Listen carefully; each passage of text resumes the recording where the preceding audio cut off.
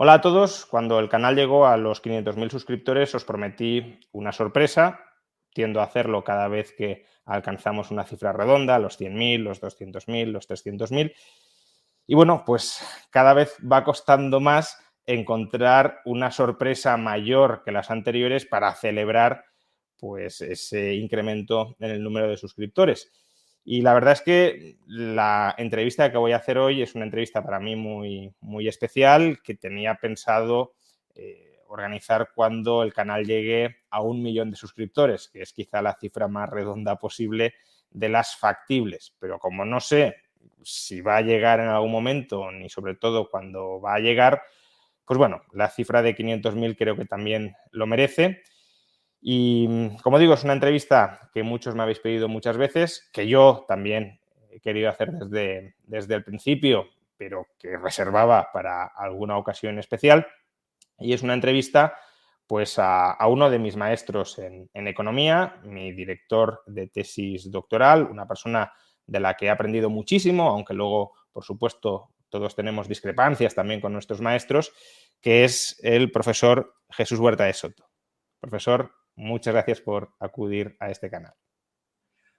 Muchas gracias a ti por invitarme. Creo que es la segunda vez que me entrevistas oficialmente. Recuerdo la primera, que fue presencial, en el patio, que ¿Sí? no me acuerdo muy bien dónde era, de una iglesia. En Salamanca, sí, yo creo que fue para la celebración del homenaje a los escolásticos. Han pasado 15 años así, ya no me acuerdo. Sí, aproximadamente, sí. Y estoy encantado y te felicito por haber llegado a los 500.000 seguidores. A ver cuándo te puedes jubilar y te vas a Andorra. Desde las ventas, Bueno, de YouTube.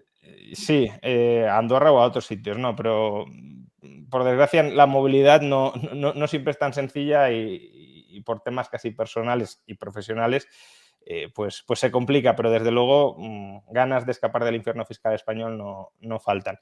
Bueno, lo dicho, profesor, es para mí un honor, un placer que esté aquí. He planteado una entrevista con la que me gustaría ir repasando pues, algunos de sus hitos personales y profesionales que han conformado su obra, tanto académica como, aunque no ha trabajado puramente la parte de divulgación activa de su contenido, porque para eso hay otra gente, sin duda su obra académica sí ha influido a mucha gente y sí ha traspasado las fronteras meramente académicas. Entonces, bueno, quiero repasar todo eso. Y lo primero que querría preguntarle es por sus inicios, ¿no? Es decir, ¿cuándo empezó a interesarse por la economía, ya no por la economía austríaca, sino por la economía, por la ciencia económica? ¿Y por qué? ¿Qué le inspiró a volcar su vida? Porque al final ha volcado su vida al desarrollo, al estudio de la ciencia económica. Bueno, en realidad, yo creo que son mis recuerdos de niñez. Mi padre siempre escribiendo. Mi padre era editorialista del ABC para temas económicos. Los artículos, los editoriales sin firma de temas económicos del ABC se los encargaban a mi padre. Y yo lo recuerdo siempre, pues trabajando y consultando libros de Trifrin, entonces era el debate sobre Patrón Oro, Rief, etcétera, ¿no? Luego en casa siempre la economía se daba por supuesta. Mi padre era de las primeras promociones de economistas. Y no sé, pues yo no dudé nunca que tenía que estudiar economía y de hecho antes de empezar la carrera ya me había leído los libros que tenía mi padre más importantes de economía, el Kenneth Boulding y una serie de libros que hoy los ves muy primarios, pero que entonces pues se da mucho valor. Esa editorial que se especializó en España de traducir libros de economía, que era editorial Aguilar, los que están escuchando o viendo no sabrá qué, pero de alguna forma pues tiene mucho mérito porque tradujo al castellano y puso a nuestra disposición pues los libros, digamos, más importantes de la disciplina. Y esa es la razón por la que yo quise, pues desde el principio, no lo dudé nunca, estudiar economía. ¿Y por qué, habiendo leído muchas obras de otras perspectivas o de otras corrientes, por qué al final se termina inclinando, decantando por la escuela austríaca? Es decir, que no solo qué le llevó a acercarse a la economía, sino a la economía de la escuela austríaca. Bueno, esto es una pura casualidad, es lo de la escuela austríaca. Entre los libros que tenía mi padre en el despacho, una vez cogí uno de Milton Friedman que se titulaba Capitalismo y Libertad, que había publicado Editorial Riad muy recientemente. ¿Y por qué cogí el de Friedman? Porque a la sazón, bueno, mi padre estaba suscrito no solo al Pravda, porque él aprendió ruso y no quería, digamos, oxidarse, sino también a Time y Newsweek, dos semanarios norteamericanos, y Newsweek tenía una columna semanal que escribía Milton Friedman desde la perspectiva liberal y otra columna que le contestaba Samuelson desde la perspectiva socialista o socialdemócrata. Y Friedman para mí era conocido porque mi padre pues siempre se excitaba con los liberales. Había sido además el único editorialista que había apoyado a Barry Goldwater en su campaña en las elecciones contra Johnson. Lo digo para que se sitúen los que nos están escuchando. Total que le dije, anda, aquí hay un libro de Friedman, que mi padre cada 2 por 3 cita todas las semanas. Me lo leí y ahí había una cita muy interesante porque Friedman se refería a los radicales filósofos, literalmente dice en una línea, y ponía entre paréntesis a Hayek y a Mises, y hacía una referencia de Camino de Servidumbre de Hayek. Y a mí eso se me quedó en el subconsciente, o sea que el propio Friedman, aunque fuera de pasada, se refería a unos economistas más puristas que él, en lo que se refiere a la defensa del capitalismo. Y como las circunstancias, las coincidencias no vienen solas, resulta que cuando me matriculo para empezar a estudiar económicas, antes de empezar la carrera, un día andando por Fuencarral, en la acera de enfrente del caserón de San Bernardo, donde está ahora la sede de la Complutense originaria, había una librería que se llamaba Fuente Taja. Y al pasear y ver el escaparate, vi que había un libro azul que se titulaba La acción humana, tratado de economía, Ludwig von Mises. Y claro, la inteligencia relacional, inmediatamente dije, anda, este es el que cita Friedman, vamos a comprar, además el tratado no lo conozco. Entré y lo compré de una tacada, inmediatamente compré el libro, publicado por el editorial Sopec, e inmediatamente me lo empecé a leer, subrayándolo en 3 colores, rojo, verde y azul, según la importancia de lo que leía. Justo coincidiendo con el comienzo de mis estudios de economía, primero de economía, rama de economía general, teoría económica, en el CEU, porque no tenía carnet de conducir, yo empecé la carrera con 16 años, y en paralelo con el libro de texto que me recomendaron, que era el libro, se titulaba Economía Positiva, de Richard G. Lipsey. ¿Y cuál es mi sorpresa? Que al estudiar el libro, en el prólogo, Lipsey hace una defensa apasionadísima del positivismo y, sin embargo, fue tan honesto científicamente, lo pueden comprobar cualquiera de los que nos escuchan, que hay una nota a pie de página en el prólogo donde dice Lipsey, no obstante, hay distinguidos economistas que opinan justo lo contrario que yo.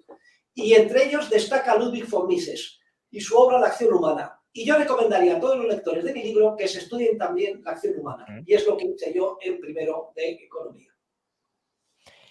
Entonces, usted estudió o empezó a leer la acción humana, pero además también se introdujo en Madrid en círculos, digamos, austríacos, intelectuales austríacos de la época. ¿Nos puede hablar más o menos quién componía la intelectualidad austríaca de la época en Madrid, que también contribuyó a seguir formándole y le animaron a que siguiera leyendo y proporcionándole material? Bueno, es que esto también es otra pura casualidad, porque ese mismo año, estoy hablando de octubre de 1973, ¿no? Mi compañía de seguros, entonces mi padre era el vicepresidente, el director general adjunto, pues uno de sus inmuebles, que está en la calle Sánchez Pacheco, al lado del registro civil, pues quedó libre y había que alquilarlo y resulta que nos lo solicitó una empresa farmacéutica que se llamaba Dabur. Y cuando vino el consejero delegado a hacer la solicitud y firmar el contrato, resulta que era nada más y nada menos que un antiguo compañero de las milicias universitarias de mi padre, en Infantería de Marina, José Ramón Canosa Penada, me acuerdo perfectamente. Total, que como viejos compañeros de la mili fueron a celebrar el contrato, a comer a yoque, una comida de esas que empezaban a las 3 y terminaban a las 7 de la tarde, a 7 a 8, y llegaron pues bastante trompas a casa, no sé por qué mi padre se empeñó en traerlo a casa, y resulta pues que yo me los encontré en mi despacho de golpe y sopetón donde yo estaba estudiando, y este señor, Canosa, pues con la voz un poco pastosa, se fijó que yo tenía al lado del Richard Lipsey La acción humana de Mises, y dijo, anda, que Mises, pero qué casualidad, si yo asisto a un seminario quincenal que hay sobre Mises, Hayek y la escuela austriaca en casa de un íntimo amigo mío que se llama Luis Reich Albiol. Voy a hacer que te inviten al seminario. Y yo ahí, esto, me quedé un poco desconcertado, me entró por un oído y me salió por el otro, me olvidé del asunto, pero me acuerdo que a la semana me llegó un cajón de libros completo, de traducciones al español de libros de Hayek y Mises publicadas por la Fundación Ignacio Villalonga y alguno de Unión Editorial que se acababa de fundar junto con una invitación para asistir a este seminario en casa de Luis Reich. Como yo no tenía coche, me llevó mi padre y allí fue mi primera toma de contacto con el grupo de liberales austriacos que operaba en Madrid y que también tiene una historia interesante que contar, que se puede remontar incluso a la República Española, a la Guerra Civil y a la posguerra.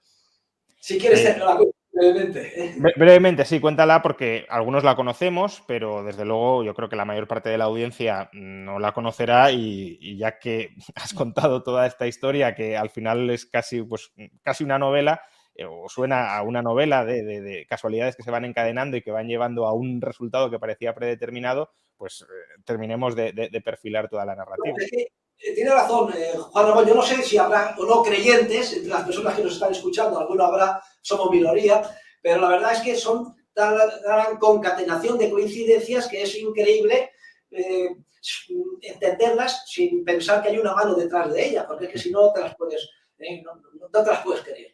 Esta coincidencia de la acción humana que viniera José Ramón Carlos a determinar, y además todo en cadena y en el mismo mes. Y en poco tiempo, sí, en poco tiempo. Claro. Poco tiempo. Ignacio Villalonga fue un abogado muy inteligente, procedente de tu tierra, de Valencia, que estudió en Deusto y fue liberal nacionalista, se dedicó pues, a la política en la República, dentro de los partidos que había liberales nacionalistas entonces, terminó incluso dentro de la Liga regionalista de Francesc Cambó.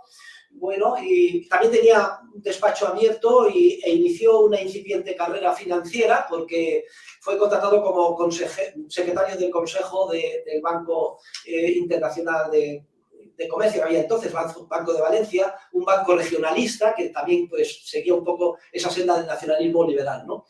Eventualmente, después de la Revolución del 34, el gobierno le nombró presidente de la Generalitat de Cataluña. Es increíble, ¿eh? Sí. Y era diputado en las Cortes por este partido y su mano derecha era Joaquín Reich Rodríguez, también nacionalista liberal. Sí. Entonces, estos dos políticos vieron su carrera frustrada como consecuencia de la guerra civil y su carrera política, por tanto, desapareció y se dedicaron al mundo de los negocios porque les pidieron salvar un banco que había en quiebra, que era el Banco Central, cosa que hicieron con mucho éxito y levantaron pues, el grupo del Banco Central. El hijo de Joaquín Reich Rodríguez, mano derecha de Ignacio Villalonga, era Joaquín Reich Albiol. Y era también una persona muy inquieta y leyó en Newsweek una reseña que había escrito Henry Hazlitt de la reciente publicación en 1949 de La acción humana, en inglés. Entonces Reich pidió el libro, llegó a España, se lo estudió, lo tradujo, hizo una tesis doctoral sobre el libro, por eso se convirtió en doctor en Derecho, y convenció a Villalonga para que hiciera una fundación que Villalonga dotó con 700.000 pesetas de entonces, que era un dinero, dirigida por él para traducir las obras de los principales autores austriacos liberales. Y así es el origen de la Fundación Ignacio Villalonga, que luego se convirtió en Unión Editorial precisamente en el año 1973, que es cuando yo accedo al seminario. O sea que todo va, digamos, confluye junto. ¿Y quién estaba en el seminario? Bueno, pues Joaquín, el traductor de la acción humana, su hermano Luis, que era más rothbardiano, Lucas Beltrán, que luego fue mi director de tesis doctoral, luego llegaría Pedro Svart, Julio Pascual Vicente, que era también muy joven, empleado de los Reich en una de sus empresas, estaba Alfonso Rodríguez de Salamanca, había un grupo, y bueno, y desde luego Juan Marcos de la Fuente, es una persona muy inteligente, lista, ex seminarista que venía de Italia y que con muchas inquietudes y que es el que pues impulsó la fundación de Unión Editorial. Todo esto estamos en octubre de 1973. Ya sabes que 2 años después, 1 año y medio después, fallece Franco, en noviembre del 75, si no me equivoco, y por tanto había una gran efervescencia sobre qué es lo que iba a pasar, y el grupo pues cada vez se fue ampliándose, ¿no?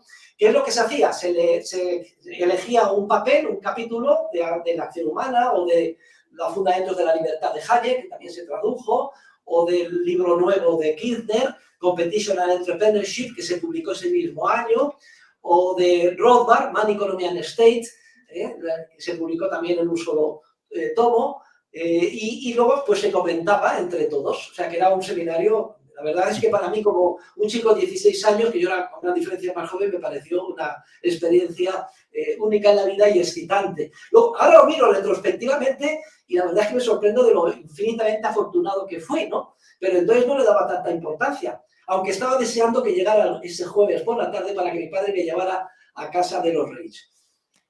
Y además también ha sido muy, muy afortunado, sobre todo en retrospectiva, y además quienes no hemos podido disfrutar de esas experiencias, porque has conocido a insignes economistas de la escuela austríaca, ya no por carta, sino en persona. Te has reunido con ellos, has hablado con ellos, has debatido con ellos.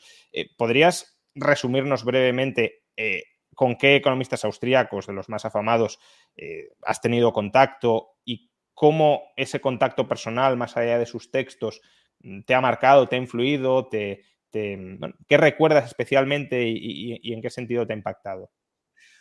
Bueno, vamos a ver, en el año 73 también ocurrió una cosa muy importante, es que falleció Mises, ese mismo mes en el que yo estaba con toda esta efervescencia, ¿no? Y parece que la Academia sueca estaba esperando que falleciera Mises para dar el premio Nobel de Economía a Hayek. De hecho, habría sido un escandalazo que se lo hubieran dado a Hayek y no se lo hubieran dado a Mises. Y efectivamente, el siguiente año, en el 74, pues Hayek obtuvo el premio Nobel de Economía. La Academia Sueca, pues para dar una de cal y otra de arena, y como Hayek tenía fama de excesivo liberal capitalista, pues también se lo dio a Gunnar Myrdal, que era justo lo contrario desde la perspectiva pues, socialista, ¿no? Entonces, en ese mismo año, en el 73, pues invitaron a Hayek a dar unas conferencias a España y yo conocí a Hayek en persona, me acuerdo como si fuera ayer, en casa de Louis Reich. Aproveché para llevarme todos los libros que tenía de él leídos, subrayados y en colores, y recuerdo Hayek tocándolos diciendo very nicely bounded, porque yo cada vez que tenía un libro de estudiar lo encuaderno en cuero negro, con lo cual de un vistazo en casa sé cuáles me he estudiado y cuáles no, y me los dedicó en persona. Posteriormente, Hayek volvió varias veces a España, yo estuve con él, le hacía consultas sobre su teoría del ciclo, sobre su libro Profit, Interest and Investment and Other Essays in Industrial Fluctuations. Hayek se lleva un poco y decía, bueno, ese es un tema muy complejo de teoría del capital que dejé de analizar hace años, pero dígale a mi secretaria que le dé la carpeta correspondiente. O sea, me ayudó bastante Hayek, hasta el punto de que me firmó en persona para ser miembro de la Sociedad Montpellerin, cosa que yo entonces pues estaba muy contento, también era muy jovencito, pero hoy le doy una importancia extraordinaria, porque yo creo que fui el miembro más joven de la Sociedad Montpellerin y además presentado por el propio Hayek. Luego, aparte de Hayek, me arrepiento, bueno, siento muchísimo no haber podido tener la oportunidad de conocer a von Mises, y tuve contacto personal con Rothbard, y mucho, porque en el año 80 obtuve una beca para ampliar mis estudios de economía en Estados Unidos, una beca del Banco de España, y opté por Stanford, y allí en el Institute of Humane Studies, que estaba en el campus, y era invitado 6 meses al año Rothbard. Y entonces yo fui invitado en Rothbard y yo pues enseguida hicimos una amiga. Rothbard era una cosa espectacular. En el ámbito personal, cualquiera de los que me escuchan, desde luego leyendo sus obras, queda uno impresionado, pero si se ha tenido la oportunidad de tratarle personalmente, una erudición, una simpatía, una gracia, una cosa extraordinaria. Sabía todo de la Guerra Civil Española,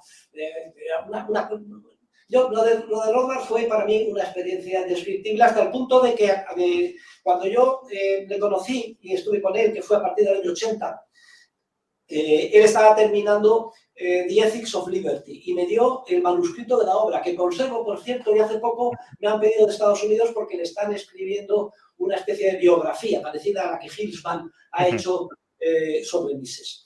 Y luego también ha influido mucho en mí Kirchner, porque Kirchner de alguna manera me impactó mucho. Tengan en cuenta que yo estudié la carrera y el mainstream y en paralelo a la escuela austriaca. O sea, en primero he dicho el libro de Lipstein, pero mi profesor era, digamos, un discípulo de Castañeda, seguía también el libro de Castañeda.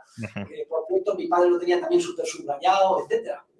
Siempre presumía a mi padre que Castañeda, el ogro matemático, le había puesto un 8, que era una cosa prácticamente imposible, ¿no? Bueno, pues entonces, justo en el 73, como se publica por Kirchner, Competencia y Función Empresarial, y Kirchner ahí hace una conexión con el mainstream y los otros paradigmas, y conecta muy bien la escuela austríaca. A mí me sirvió y me enriqueció mucho. Y eso hizo que tuviera unas ganas muy grandes de tratar a Kirchner. Lo que pasa es que Kirchner es una personalidad más distante, muy serio, pero también es muy cálido, o sea, no pensemos otra cosa, ¿no? Y ya entré en contacto posteriormente con él en reuniones de la Montpellerin, en un congreso que se organizó en Europa, y él me ha contestado con un enorme esfuerzo y detalle, pues, todas mis consultas y cartas. Aunque a la hora de contestar cartas, nadie como Rothbard, ¿eh? Te mandaba 10 o 12 páginas casi mimeografiadas, con todo, ¿no? Y además en la época, que ahora enviar un mail aún es relativamente sencillo, pero en la época estamos hablando de... Resulta que acabo de descubrir una que la tengo, pero es que está en mis archivos y yo como lo guardo todo, no la encontré nunca, pero me la han mandado de Estados Unidos como agradecimiento por haberles enviado el manuscrito del Ethics of Liberty diciendo: profesor Huerta, aquí tenemos una copia de una carta de Rothbard de varias páginas dirigida a usted, y se la mandamos. Y efectivamente es una carta que vale su precio en oro, pues en la que Rothbard me pone en guardia frente a los anarcocomunistas y dice por qué eres paleoanarquista, y dice que mucho cuidado con los libertarios que interpretan también eso de ser libertario en el ámbito personal, que hay que ser anarquista, pero de propiedad privada, de principios morales, etc. Y lo defiende también en 3 páginas que en el próximo número de Procesos de Mercado lo hemos incorporado como documento. Ah, qué bueno. Pues entonces tendremos acceso a un texto de Rothbard que hasta ahora estaba inédito. Y bueno, más allá del trato personal, que eso siempre puede marcar e influir mucho, pero desde el punto de vista meramente doctrinal, digámoslo así, en cuanto a textos, ¿cuál de todos los economistas austríacos, y sé que es una pregunta quizá un poquito complicada, porque es casi a quién quieres más, a papá o a mamá, pero ¿cuál de todos los economistas austríacos ha tenido un mayor impacto en tu pensamiento? Bueno, eso es prácticamente imposible de seleccionar. Hombre, vamos a ver, temporalmente, primero fue La acción humana de Mises. Además, La acción humana de Mises es un libro muy curioso, es que cuanto más sabes de economía y te la pones a estudiar, más aprendes. Yo debo ir por la 8ª o 9ª revisión que hago de La acción humana de Mises, ¿no? Pero yo continué Acción humana de Mises, las obras de Hayek, todas las obras de economía de Hayek, incluyendo la teoría pura del capital, que luego edité en español y prologué en la edición que edito de las obras completas de Hayek en Unión Editorial. Y luego, pues tiré para atrás también, porque empecé con Menger, Paul Baber, con Capital Things, Capital e Interés, las obras de Visser, y el desviacionismo que había allí de Visser hacia el equilibrio en cierto sentido, y continuando. O sea, es que mi labor fue, tengan en cuenta que yo en Estados Unidos dediqué la mitad de los créditos, eran directed readings, es decir, con un tutor, y que me dejaba leer lo que yo quería, y me dediqué a fondo en la Universidad de Stanford, pero además con toda la biblioteca que tenía, a estudiarme todos los libros que encontraba austríacos, ¿no? Y incluyendo los grandes austríacos americanos, encabezados por Frank Albert Vetter, que es una joya, ya que conocí, entré en contacto a través de Rothbard, que lo ponía, Rothbard decía, yo estoy aquí en Stanford, y en Stanford, pues, tienes que estudiar a Vetter, que estuvo aquí también como profesor, y no sé, la verdad es que si algo me caracteriza, yo pienso, es porque yo he pretendido hacer una labor de síntesis en el ámbito académico de la teoría económica y de los diferentes enfoques para defender la libertad entre todos estos autores. Es verdad que se abre un mundo, todos los que me están escuchando, vosotros, muchos de mis discípulos que llegan a mí me dicen, bueno, yo llegué a usted a través de sus conferencias, o soy discípulo de Rayo, porque con esos 500.000 seguidores, pues hay gente que tiene la intelectual, tiran del hilo el ovillo, y por un procedimiento u otro, pues al final van siguiendo un estudio sistemático y además van viendo la verdad y ven cómo todo cada vez encaja mejor. Es muy difícil, por tanto, que yo te diga cuál me ha impactado más. Si soy más rodardiano o hayekiano o misiano o kirchneriano. Yo diría que soy un Huerta de Soto que de alguna manera pretendo sacar lo mejor de todos de una forma destilada. Si puedo incorporar alguna pequeña contribución de mejora y entregarlo como testigo a los que vengan después. Y justamente esa labor académica de síntesis, de la que luego hablaremos de sus dos principales obras, pero ha sido una labor de síntesis académica en una academia donde la escuela austríaca objetivamente es muy minoritaria. Entonces, ¿cómo ha sido desarrollar esa labor académica dentro de un mundo académico que es hostil en términos generales? No sé si justificada o injustificadamente, es otro debate, pero que es hostil a la escuela austríaca. Y no obstante, has llegado a ser catedrático de universidad, pero ¿ha sido fácil ese proceso? Es decir, alguien que hoy quiera iniciar una carrera académica y que quiera promover dentro de la academia las ideas de la escuela austríaca, ¿lo va a tener sencillo? ¿Era más sencillo antes, ahora? ¿Cómo puedes valorar todo esto? Bueno, vamos a ver, esto, yo me bien diría que eso de la hostilidad procede porque es muy humano, ¿no? Hay muchísimo capital invertido, muchísimas horas por parte de mis colegas en todos los niveles y, claro, un enfoque alternativo que de alguna forma ponga en duda o soliviante el esquema que se ha construido, pues de alguna forma uno siempre reacciona a la defensiva, ¿no? Tratando de establecer pues, un cinturón de seguridad, ya sabemos la teoría de Kuhn y cómo se desarrollan los paradigmas científicos, etcétera, ¿no? Bien, pero mirándolo retrospectivamente, yo diría que yo adopté una postura que era la postura pues, del rompehielos, es decir, de decir siempre lo que pensaba, buscar de manera ingenua la verdad científica y una vez que creía que me había aproximado a ella, pues defenderla, sobre todo frente a argumentos o posicionamientos científicos que los veía pues muy dudosos. Y eso es lo que hice durante los 5 años de carrera, lo que me valió llegar a ser legendario con mis profesores, pobrecillos. Ahora, mirándolo retrospectivamente, pues entiendo los malos ratos que podían pasar conmigo. Decía, me ha tocado Huerta, ¿qué voy a hacer? En la primera fila, yo, enseguida, ¿no? Bueno, pues la verdad es que yo he seguido siempre para adelante. Inmediatamente hice el doctorado, en Estados Unidos también. En Estados Unidos me sirvió mucho porque en Stanford valoraba mucho hablar en público, había un concurso de oratoria entre todos los alumnos que gané yo, por cierto, lo cual es increíble, teniendo en cuenta que mi lengua materna no era la inglesa. Y el tribunal me dijo, bueno, le hemos dado el premio por la gran habilidad que tiene usted para hablar y sobre todo su habilidad para inventarse palabras cuando no le salen. No me salía la palabra inglesa en ese momento, me la inventaba, pero el tribunal decía, en el contexto se entiende perfectamente lo que quiere usted decir. Y yo me acuerdo que mis profesores de economía, pues que eran los típicos mainstream, pues yo enseguida, claro, tenía todo el instrumental preparado y pam, pam, pam. Y en Estados Unidos, cuando les das una argumentación coherente y clara, etcétera, pues la verdad es que quedan muy impresionados, ¿eh? Y lo valoran esa especie de independencia intelectual. Más que a lo mejor en España, pues que se pone uno, o en Europa más a la defensiva, o puede pues despertar, pues a lo mejor algo de resentimiento, incluso, pues, no sé, envidias incluso, ¿no? Y al llegar a España, pues la verdad es que también fui muy afortunado, porque inmediatamente que llegué se convocó el Premio Internacional de Economía Rey Juan Carlos sobre un tema que yo ya traía estudiado, elaborado y escrito en Estados Unidos, que era la crisis de la seguridad social y el posible papel de los planes de pensiones privados en su reforma. Lo presenté y el Rey me dio el Premio Internacional de Economía que lleva su nombre. Esto fue en el año, pues, 84, creo. Y inmediatamente, a través de Lucas Beltrán, que era catedrático en el Departamento de Economía Política y Hacienda Pública de la Facultad de Derecho, me nombraron profesor colaborador. No tenía nada que hacer, pero lo que siempre pasa, se quedó un profesor enfermo y dejó un grupo de 400 sin nadie y tuvieron que echar mano de alguien y me dijeron que si quería yo, en calidad de profesor interino, catedrático interino, ocupar la plaza, dije que sí y así empezó mi vida académica.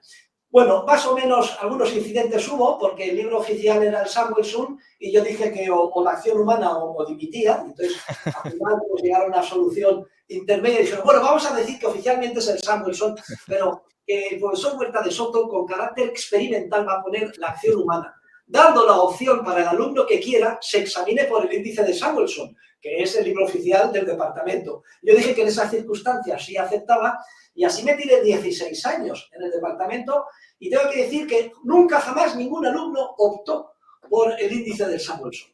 Todos pasaron por el aro de la acción humana. Y posteriormente llegó a catedrático en el año... Bueno, posteriormente se convocó una plaza de profesor titular, que ya era como funcionario, ¿no? Y entonces me presenté a ella y la saqué. El presidente del tribunal era José Luis Pérez de Ayala, conde de Cedillo, recientemente fallecido, que era puerta con puerta mi compañero en el departamento. Él era catedrático de Hacienda, venía de la Universidad de Murcia, de Navarra y de la Autónoma, y además se daba la circunstancia que era el asesor fiscal de mi empresa. Luego mi padre despachaba con él y yo me lo encontraba en la universidad. Y una vez que ya saqué la titularidad, pues ya fui completamente libre pues, para enseñar lo que quería. Hay anécdotas deliciosas, porque también era otro distinguido profesor, era el profesor Ruiz Huerta Carbonell, que luego ha seguido, digamos, mi estela, también fue a la Universidad de Juan Carlos. Había dos Huertas en esa época en el Departamento de Economía, el bueno y el malo. Dejó a juicio de cada uno enjuiciar cuál sería cada uno de ellos.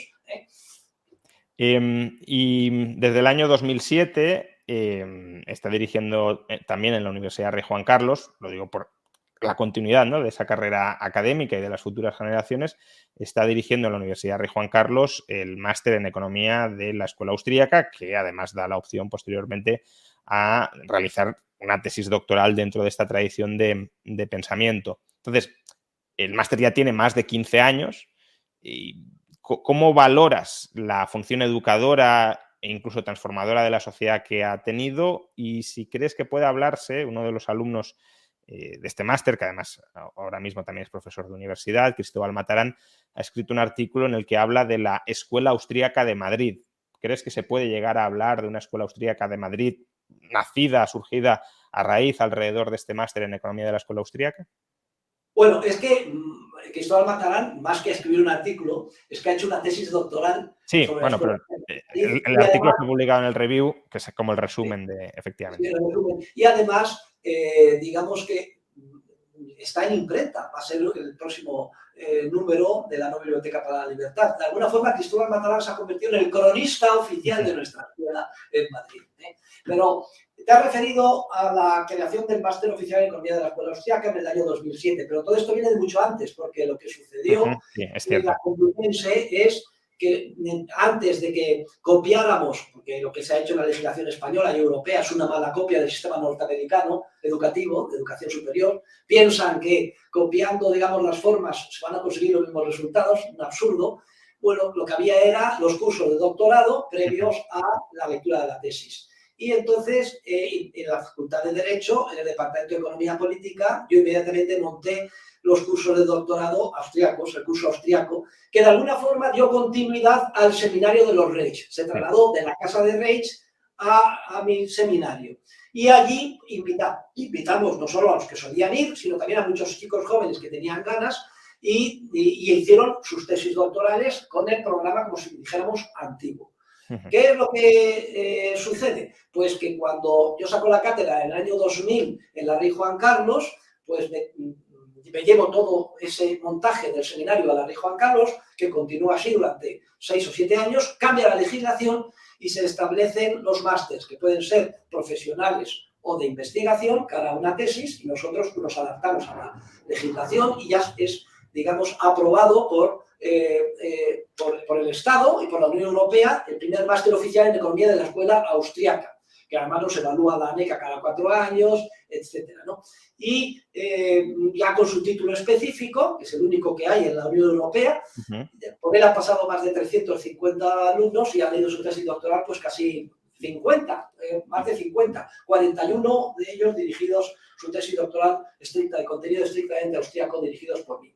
Entre otros, pues tú mismo. Yo mismo, efectivamente, sí, totalmente. Ya he dicho que fue mi director de tesis doctoral y yo mismo hice la tesis dentro de este programa de posgrado, de máster oficial Economía de la Escuela Austríaca y me doctoré con tesis doctoral dirigida por el profesor. Bueno, pues ya hemos repasado de alguna manera su vida académica o profesional desde un punto de vista más personal. Vamos ahora a hablar de sus dos grandes libros. Has escrito mucho más y has tocado muchos otros temas. De hecho, al final también quiero preguntar por otros temas que a lo mejor no has seguido desarrollando, pero sobre los que sí has escrito y que también me interesa tener una opinión actualizada sobre ellos. Pero desde luego las dos grandes obras son Socialismo, Cálculo Económico y Función Empresarial y Dinero, Crédito Bancario y Ciclos Económicos. Entonces, vamos a empezar a hablar sobre la primera, sobre socialismo. Para quien no lo haya leído, y así también pueda tener interés en leerlo, ¿nos puede resumir brevemente cuál es la tesis central de este libro? Bueno, la tesis central es muy sencilla. Lo que hago es una redefinición del concepto de socialismo, culminando la reforma de ese concepto tradicional que debemos a Hans Hermann Hoppe, como todo sistema de agresión institucional contra la acción humana o el ejercicio de la función empresarial. Estudio desde la perspectiva dinámica de la escuela austríaca los efectos que tiene todo acto empresarial de creación de información, transmisión y coordinación, y cómo cuando se impide por la fuerza ese proceso se imposibilitan esos tres efectos en mayor o menor medida. La creación de la información que se necesita, su transmisión y la coordinación en el mercado. Entonces, esto explica por qué en términos científicos es imposible organizar la sociedad en base a mandatos coactivos, utilizando la coacción del Estado. De alguna forma, lo que hago es una síntesis entre el teorema de la imposibilidad del socialismo que debemos a Mises, por la imposibilidad del cálculo económico, al no existir precios de mercado, que son aquellos que conllevan esa información que surge del proceso empresarial, y también la concepción de la imposibilidad del socialismo por razones epistemológicas, más trabajada por la rama, de alguna forma, hayekiana, por decirlo así. De manera que el libro, digamos, estudia luego con detalle las insuficiencias científicas en lo que a microeconomía se refiere del mainstream, en general y en concreto del análisis de equilibrio, tanto parcial como de equilibrio general, que de alguna forma había llevado la ilusión a los teóricos de la economía que se creían que el mundo real funciona como describen esos modelitos de equilibrio, a la conclusión de que sí que es posible el cálculo económico socialista, porque hay una solución que viene establecida pues, al problema descrito por el sistema de ecuaciones, por ejemplo, que describe el equilibrio general en sus diferentes versiones, etcétera, ¿no? Entonces, es muy importante porque es precisamente en este debate sobre la imposibilidad del cálculo socialista como cuando los economistas austríacos se dan cuenta de verdad del abismo que les separa del mainstream. Hay que recordar que el propio Mises, en los años finales de los 20, inicios de los 30, decía que el mainstream era la escuela austríaca. Todavía no eran conscientes ellos del daño que había hecho la síntesis neoclásica, o iba a hacer la síntesis neoclásica barrasiana a partir de esa especie de esgrimista de la economía matemática que era Sir John Hicks, aunque al fin y al cabo tenía el respeto y la sensatez de dejar para un anexo el desarrollo matemático y seguir escribiendo como Dios manda en términos literarios sus libros, especialmente Value and Capital, que es el que mayor impacto hizo. Pero luego viene la Guerra Mundial con la nefasta influencia de Paul Samuelson y el triunfo de esa síntesis neoclásica keynesiana, que es lo que arrasa nuestra disciplina en la década de los años 60 y 70. Pues bien, el debate continúa y el triunfo de los austríacos pone de manifiesto pues, no solo que teníamos razón en cuanto a la imposibilidad del cálculo económico socialista, sino en los errores metodológicos y científicos del mainstream basado en el equilibrio y en la maximización. Creo que es muy resumido sintéticamente lo que quiero decir. No, pero en esa síntesis ya has tocado muchas de las cuestiones que te quería plantear y te voy a pedir que las desarrolles un poco más, precisamente porque las has tocado, pero de manera sintetizada. Uno de los temas por los que te quería preguntar, que además ya te lo pregunté también en la entrevista que te hice hace 14 o 15 años, es cómo sintetizas, cómo aunas esas dos tradiciones sobre la imposibilidad del socialismo, la tradición más misesiana releída por Rothbard, y la tradición hayekiana de el socialismo es imposible porque sin propiedad privada no hay precios y sin precios es imposible el cálculo, o la tradición de es imposible porque nadie puede recopilar toda la información social necesaria para dirigir centralizadamente la economía. Entonces, ¿es un problema de propiedad, de ausencia de propiedad, o es un problema de epistemológico, como decías, de inabarcabilidad de recopilar toda la información necesaria? Bueno, es que en el mundo hay una unión, está integrado, y estos son diferentes facetas del mismo problema. Son las dos caras de la misma moneda. El propio Mises lo dice. Eso lo he dicho a Saber muchas veces. Dicen que lo que permite el mercado y el sistema de precios es una intellectual division of labor, una división intelectual del trabajo. Es decir, que la creatividad empresarial genera información de manera dispersa. Eso es inseparable de los precios. El precio no es un tema simplemente computacional, que sí que lo es, sino que el precio conlleva una información relevante solo si es resultado del acuerdo voluntario. No nos vale para nada un simple precio que solo tenga de precio el nombre, un precio sombra o un precio con un subíndice en un modelo matemático, etcétera. Estamos hablando exactamente de lo mismo, quizás poniendo el acento en una perspectiva o en otra. Entonces ha habido un cierto prurito dentro de la escuela austríaca en determinadas ocasiones en separar un paradigma, un supuesto paradigma hayekiano frente al misiano,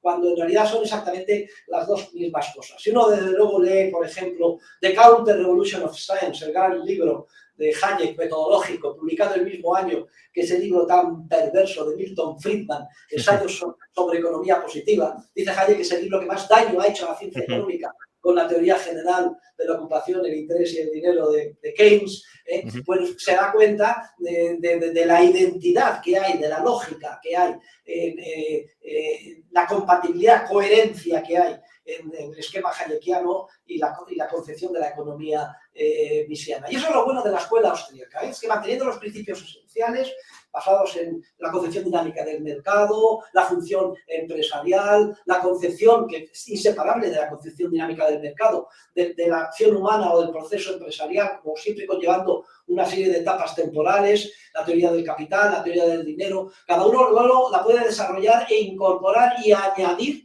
mejoras, pero construyendo siempre sobre los mismos principios esenciales que mantienen todo el edificio, ¿no? Y sin necesidad, y además yo creo que es perjudicial y una pérdida de tiempo de tratar de separar artificialmente unos enfoques de otros cuando proceden del mismo tronco común.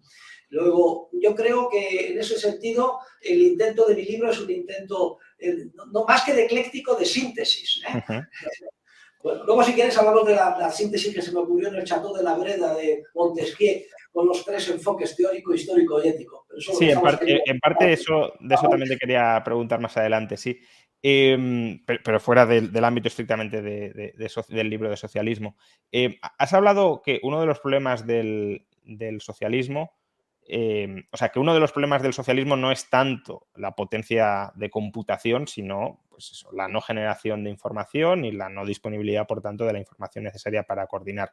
Ahora mismo, con el desarrollo ya no del Big Data, sino incluso de la inteligencia artificial cada vez más acelerado, surgen propuestas de resolver el problema del cálculo económico a través de estas nuevas tecnologías. ¿Sería posible resolver el problema del cálculo económico si se desarrollan agentes artificiales que tengan creatividad e iniciativa empresarial al mismo nivel o incluso superior, ¿no? Se habla de la inteligencia artificial que un ser humano, es decir, ¿podría una superinteligencia llegar a planificar centralizadamente la economía?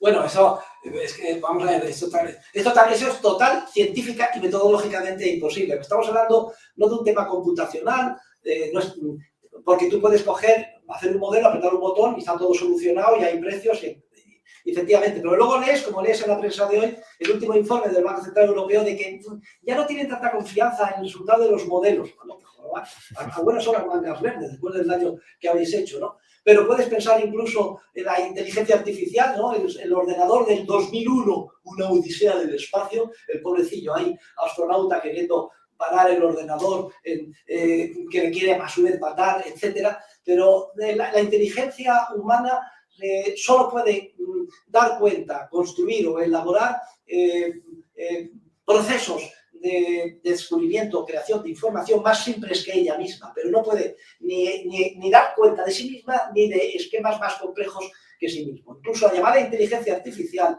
es que hay una contradicción en los términos. No hay tal cosa como inteligencia artificial, es la inteligencia natural o la inteligencia artificial. No somos capaces como seres humanos de explicar nuestra propia capacidad creativa. Lo que sí podemos hacer es crear un programa en el que, a base de repetir y con, yo qué sé, con un espejo retrovisor, puedes reproducir decisiones que en el pasado se tomaron en entornos semejantes y así sucesivamente. Y esto a lo mejor te da a ti una tranquilidad muy grande y además puede ser un aumento de la productividad inmenso, ¿eh? Porque llegas enfermo a un hospital y si no hay un médico que de urgencias te pueda, pues te metes los síntomas, y es un entorno relativamente sencillo de tipo biológico, y ya te reduce el diagnóstico a 4, y luego viene el médico y ya reduce, ya ha ganado tiempo. O sea, la inteligencia artificial va a ser como las máquinas, va a multiplicar y va a expandir la capacidad de creatividad empresarial genuina a límites que hasta ahora ni siquiera habíamos sido capaces de crear. Es decir, va a ser una especie de trampolín que va a multiplicar exponencialmente nuestra capacidad de creatividad empresarial genuina, que no artificial, lo cual a su vez va a hacer totalmente más complejo y más imposible de dar cuenta, ni siquiera por este tipo de heurísticas, la solución de ese problema de complejidad. Luego, no solo la inteligencia artificial puede dar solución al problema que plantea el socialismo, es que lo va a hacer todavía de un grado que ni siquiera podemos imaginar, más complejo y todavía más irresoluble. Que esa en parte es una tesis que ya está planteada, bueno, en parte no, es decir, es una de las tesis que está planteada como tales en el libro, que es del año 92, 93, Socialismo. Se publicó en el año 92, el año de quinto centenario del descubrimiento de América. Bueno, si fue el año. La crítica fundamental de la escuela austríaca al socialismo, por una vertiente o por otra, es una crítica a lo que podríamos llamar el problema de la información o el problema del conocimiento. Sin embargo, también ha habido críticas dentro, pero sobre todo fuera de la escuela austríaca, que han enfatizado otros problemas del socialismo, como los problemas de incentivos.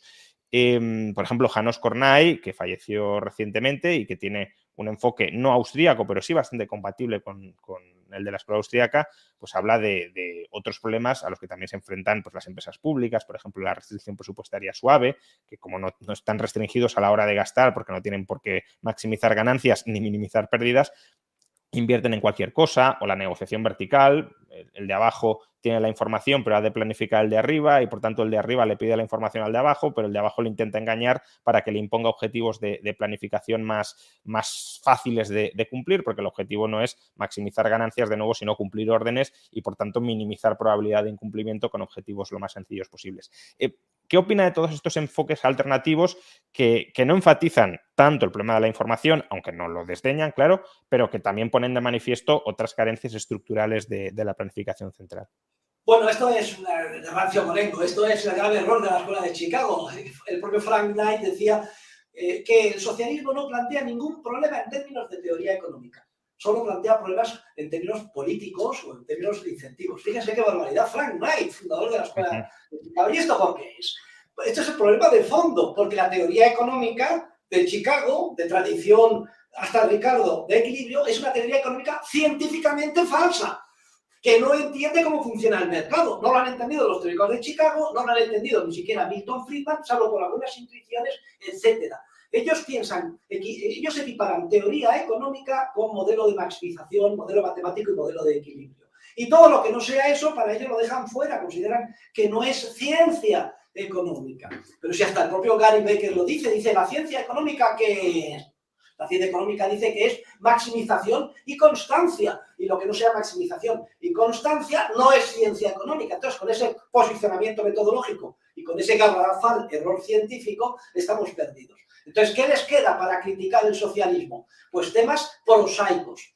Al decir prosaico no quiere decir que no sean relevantes en la práctica, ni mucho menos poco importantes, que pueden ser muy importantes, pero que no van al corazón científico del problema. Y de acuerdo, los incentivos, que es el problema de incentivos, János Kornai, soft budget constraint, todo lo que, de acuerdo a una reunión que tuvimos de la Montpellier en Praga discutiendo este tema, que hay un debate muy grande entre Rosen, representando a la escuela austríaca, Becker, y yo. Me acuerdo que yo critiqué con esta misma cita a Knight, y Becker salió disparado a defender a Knight diciendo: no consiento que nadie critique a mi maestro Frank Knight. Digo, usted no lo consentirá, pero reconozca que es un burro científicamente. Y así lo dije y lo oyeron los 500 miembros de la Sociedad Montpellerin, porque es que me parece que es clarísimo el asunto. Entonces, no, todas estas, digamos, críticas periféricas del socialismo, al margen de la importancia que tengan desde el punto de vista de la práctica, son secundarias y no van al corazón del problema, que es el que tenemos que tratar y dilucidar en términos estrictamente científicos. Y desde luego es algo que echamos de menos, o hemos echado de menos hasta ahora, por parte del paradigma dominante en general y en concreto de la Escuela Monetarista de Chicago. Obviamente, con estos amigos de Chicago, los liberales de verdad, especialmente la Montpellerin, no necesitamos enemigos, ¿eh? Hemos hablado, o sea, el título del libro es Socialismo, Cálculo Económico y Función Empresarial. Hemos hablado del cálculo económico. Quiero hablar muy brevemente de los otros dos términos del libro, socialismo y función empresarial. En cuanto al primero, cuando has hecho la síntesis has dicho que una de las labores que haces en el libro es redefinir el término socialismo. Pero ¿hasta qué punto...? Porque la elección del término socialismo ha sido muy criticada desde fuera de la escuela austríaca por parte de pensadores socialistas que dicen, bueno, es que el socialismo es una cosa, el socialismo es la propiedad estatal de los medios de producción. Entonces, yo no me reconozco como socialista en una política de, no sé, sanidad pública o de regulación de la educación, aunque sea educación privada, pero regulación estatal. Entonces, ¿hasta qué punto la elección del término socialismo ha sido una elección acertada? Si ahora lo reescribieras, ¿hablarías de socialismo o a lo mejor de estatismo? ¿Por qué no es mejor socialismo que estatismo? ¿No crees que el término socialismo puede ahuyentar del libro a personas que, viniendo de una tradición socialista, dicen es que el socialismo no es esto, el socialismo es otra cosa? ¿Cómo valoras todo esto? Bueno, la verdad es que es interesante, ¿no? Porque cuando yo publiqué el libro, la manera de entender no será referirme al socialismo, y además yo lo que hago ahí era revisar el debate sobre la imposibilidad del socialismo.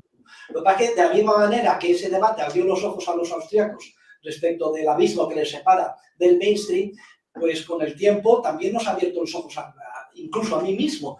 Y de hecho, es cierto, hoy debería titular el libro Estatismo, Cálculo Económico y Función Empresarial. No solo eso, sino que en el libro homenaje que me lo han dado la semana pasada, pues no sabía nada, lo han hecho en el más absoluto sigilo durante 2 años, en el que tú también participas, participo, sí. Autocalificándote como Tepez Liberal, pues en ese libro, uno de los autores, que es una distinguida hija mía, que se llama Sonsoles, da un paso más y dice, define el Estado, como todo sistema de agresión institucional en contra del libre ejercicio de la función empresarial. La verdad es que me parece atractivo, me parece muy radical, pero me parece muy meritorio que los jóvenes vengan ya incluso mejorando en términos de purismo lo que yo he dicho antes.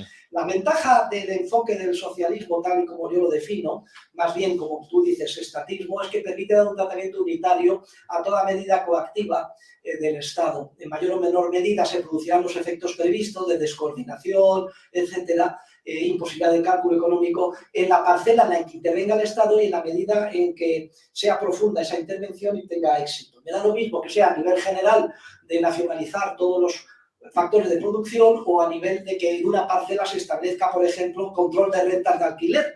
Lo digo por traer a colación las recientes intervenciones tuyas, muy brillantes por cierto, y por las que te doy la enhorabuena a raíz de la aprobación de la llamada Ley del Derecho a la Vivienda por el Gobierno Socialcomunista de España.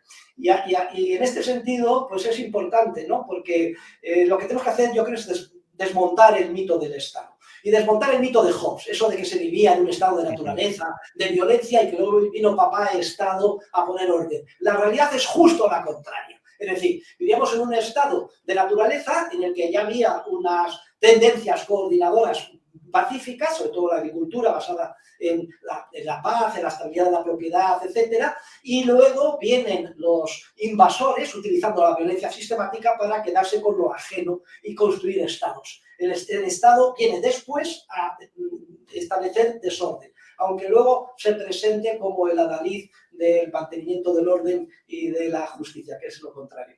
Y de hecho, en mi próximo libro, que está ya en fase de publicación por Routledge, se titula Statism and the Economy, estatismo y economía, The Deadliest Virus. Aquí, no sé, haciendo un parangón con el confinamiento y la pandemia, defino al estatismo como el virus más letal que nos afecta a todos y es capaz de destruir la civilización. Y por eso necesitamos una vacuna contra ese virus. Y la única vacuna disponible es la búsqueda de la verdad científica. Y dentro de los diferentes paradigmas, el que yo creo que más se ha aproximado y se viene aproximando es el de la Escuela Austriaca de Economía. Escuela que, por cierto, debería denominarse Escuela Española. Aquí tengo la bandera, porque tiene su origen en los escolásticos de nuestro siglo de oro español, como muchos de los que nos están escuchando ya saben. Para terminar con el libro de socialismo, la tercera pata del título es función empresarial. Y sobre esto, una pregunta, ¿no? Porque en el libro dices que toda acción humana implica la función empresarial y toda función empresarial, por tanto, implica acción humana, porque no se puede ejercer la función empresarial sin actuar. Entonces, ¿significa lo mismo? ¿Es lo mismo acción humana que función empresarial? ¿Estamos utilizando dos términos para expresar el mismo concepto? ¿Hay algún matiz que los diferencie, que merezca dos términos distintos para el mismo concepto? ¿Cuál sería la relación entre ambos? Bueno, es que si viene uno a un extraterrestre, ¿no? Un alien, y observa, dirá, bueno, pues aquí veo, hay unos elefantes que están comportándose de alguna manera, ¿no? Y cogen con la trompa y comen. Y luego hay otros cuadrúpedos y luego hay otros señores que son seres humanos que están comportándose. Pero la acción humana es un comportamiento cualitativamente distinto y completamente matizado, porque es un comportamiento dotado de una innata capacidad creativa para darnos cuenta de oportunidades de ganancia empresarial y aprovecharnos y actuar aprovechándonos de las mismas. Es uno de los gravísimos virus que se ha introducido en la economía es el separar la decisión de la acción, porque es la misma cosa. Lo que pasa es que a efectos analíticos, pues a veces interesa, vamos a hacer una de decisiones, pensamos en la decisión y luego cómo se actúa. No, porque todo va conjuntamente. Conforme actuamos, es conforme descubrimos la información, vemos nuevos campos de mejora y así sucesivamente. Y está claro que el ser humano actúa y ha sido capaz de poner un hombre a la luna, componer la novena sinfonía de Beethoven o pintar el Guernica. En cambio, los elefantes siguen actuando o comportándose de la misma manera en las hormigas pues que hace 100.000 años, 200.000. Aquí hay algo distinto, que no somos capaces de explicarnos nosotros mismos, pero que sí que es una realidad. Y que no somos capaces, nada más que viendo sus efectos, de analizar sus implicaciones en términos científicos, sería la ciencia económica, pero poco más. A lo mejor los psicólogos pues, pueden profundizar un poco en los juicios de valor, cómo influyen, etcétera, pero poco más. Esto es algo que nos sobrepasa. Y esto que nos sobrepasa es la función empresarial. Yo aquí, ya sabes que hago una digresión teológica y digo que si aceptamos efectos dialécticos que existe Dios y el hombre ha sido creado a imagen y semejanza de Dios, los puntos de conexión con Dios son dos. Por un lado, la función empresarial, nuestra capacidad creativa, y por otro lado, la libertad, porque Dios es libertario y nos ha hecho nosotros también libres. Entonces, esto ya salimos de lo estrictamente científico de la economía, pero de alguna manera vale para, en un contexto más amplio, entender lo que digo. Respondiendo a tu pregunta, acción humana y función empresarial son inseparables. Es lo que caracteriza, lo que distingue del resto de los entes del mundo exterior al ser humano es que actúa siempre empresarialmente. Es un pleonasmo. Es que lo que pasa es que científicamente es muy potente poner el acento sobre esto porque lo tenemos tan cerca de nuestras narices que no nos damos cuenta de qué implicaciones tiene. Y luego podemos construir toda una ciencia económica sobre este principio axiomático. Pasamos ahora a su otro gran libro, aparte de socialismo, que es Dinero, Crédito Bancario y Ciclos Económicos. Es un libro del que yo he aprendido mucho y del que también, como he sabido, tengo ciertas discrepancias, pero no vamos a debatir aquí sobre el libro porque es una entrevista donde quiero que desarrolles tu pensamiento y tu obra tal cual. Entonces, si puedes, resúmenos brevemente cuál es la tesis central de este libro. Bueno, esto también, vamos a ver. Dinero, crédito bancario y ciclos económicos no es sino una aplicación del libro sobre la imposibilidad del socialismo, pero a un ámbito más concreto, que es el ámbito del ejercicio de la banca y del dinero. Entonces, la conclusión es que siempre que se utiliza la coacción sistemática en un ámbito, se impide el cálculo económico y se produce una descoordinación. Esa coacción tiene diferentes formas, puede ser la intervención de un banco central, de alguna forma nacionalizando, expropiándonos el dinero y manipulándolo, o la concesión de privilegios para que unos pocos actúen al margen de los principios esenciales del derecho de propiedad, como es el caso del ejercicio de la banca con reserva fraccionaria. Y yo lo que hago es estudiar en el libro los efectos económicos que tiene este tipo de intervenciones y concesión de privilegios en el ámbito financiero y bancario. Y de ahí construyo, pero siempre apoyándome en mis mayores, la teoría del capital y la teoría austriaca del ciclo económico. El esquema es muy sencillo, es inseparable, ¿eh? La teoría del capital y del dinero de la escuela austriaca, porque el principio esencial de la escuela austriaca es la concepción dinámica del mercado. La concepción dinámica del mercado significa que toda acción humana conlleva tiempo, ¿eh? Y por tanto, ¿qué es lo que pasa? Que todo proceso de producción exige pasar por una serie de etapas sucesivas antes de que lleguemos al tan ansiado fin que pretendemos lograr. De aquí se deduce, lógicamente, pues que cuanto antes se alcance el fin, mejor, porque lo que nos separa del tan ansiado fin es ese flujo temporal, que por cierto solo sentimos si actuamos. Si no actuamos, no existiría tiempo, existiría nada más el tiempo cronológico del mundo de la física, que es una analogía del movimiento, es el de Einstein, no tiene nada que ver con el tiempo experimental, cuyo fluir sentimos al vivir y actuar. Los griegos eran muy afortunados, pero tenían otro término para ese segundo concepto de tiempo, que es el término kairos. Kairos es el tiempo praxeológico, de alguna manera. Y si a igualdad de circunstancias preferimos conseguir nuestros fines cuanto antes, porque lo que nos separa de ellos es el tiempo, entonces ahí está el concepto de interés. Es decir, el ratio que hay entre nuestra valoración en relación con los bienes presentes y futuros a igualdad de circunstancias.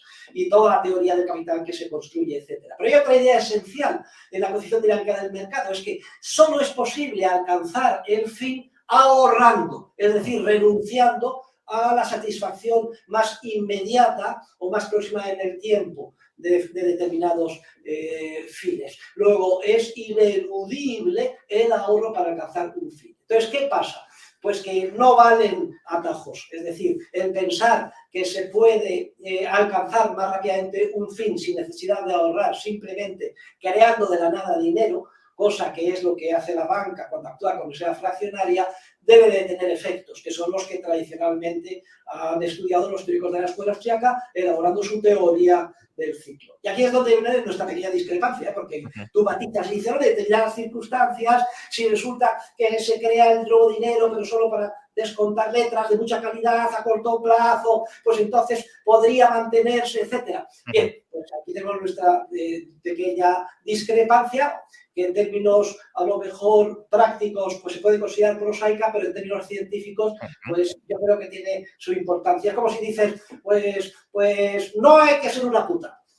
Bueno, pues en determinadas circunstancias, si te prostituyes solo un poquito y de mucha calidad y con lo que te prostituyes, pues te pagan muy bien y además pues resulta que no hace demasiado daño porque es a corto plazo y luego se arrepiente enseguida y utiliza entonces no es tanta prostitución como la otra. Pues mira, no, aquí me parece muy bien que se ahorre, me parece muy bien que se entreguen medios para descontar letras, pero siempre que haya un ahorro detrás. Y eso se puede hacer y se haría en una economía de mercado muy sencillamente a través de money market mutual funds o sociedades de cartera que reciban, digamos, préstamos a corto plazo, o incluso en un mercado libre, mucha gente invertiría directamente, si gente de su confianza, su ahorro para comprar una letra, etcétera. Pero de ahí a de la nada crear dinero y hacer un asiento que sea préstamo, aunque sea descontando letras, a depósito creado de la nada, hay un mundo que es la diferencia que hay entre que si te la meto un poquito, no soy prostituta. Si te la meto mucho, sí. Entonces, no sé si esto, a lo mejor, de manera un poco, digamos, graciosa, pues explica un poco la disparidad. Pero quitando este tema, el libro yo creo que es muy relevante, es el que más fama internacional me ha dado.